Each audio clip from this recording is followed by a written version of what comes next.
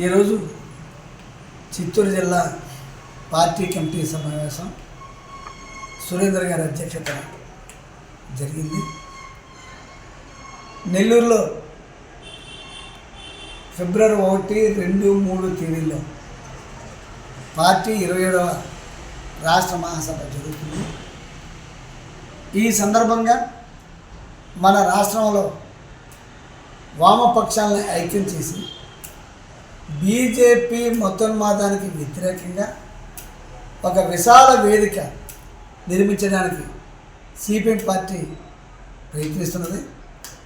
ముఖ్యంగా జగన్ ముఖ్యమంత్రిగా ఉన్నప్పుడు బీజేపీతో అంటగాగిన ఈ రాష్ట్రానికి పెద్ద ప్రయోజనం లేదు.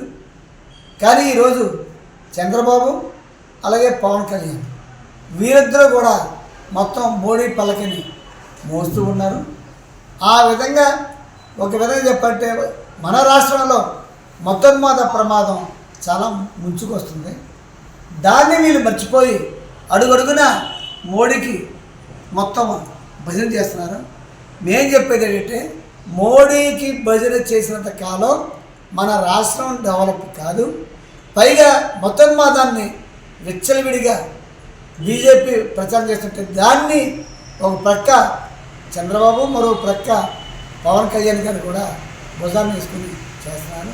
నేను చెప్పేది ఇది మన రాష్ట్రానికి శ్రేయస్కరం కాదు. కాబట్టి బీజేపీకి వ్యతిరేకంగా కేంద్ర ప్రభుత్వానికి వ్యతిరేకంగా మన హక్కుల కోసం, విశాఖ స్టీల్ ప్లాంట్ రక్షణ కోసం, కడప స్టీల్ ప్లాంట్ నిర్మాణం కోసం రావాల్సిన ఏవైతే బకాయిలు ఉన్నాయో కేంద్రం నుంచి వచ్చే విధంగా ప్రయత్నం చేయాలని ఆ రకంగా సిపిఎం పార్టీ చేసే పోరాటానికి మొత్తం 50 మంది సాధించాలని చెప్పి విజ్ఞప్తి చేస్తున్నారు.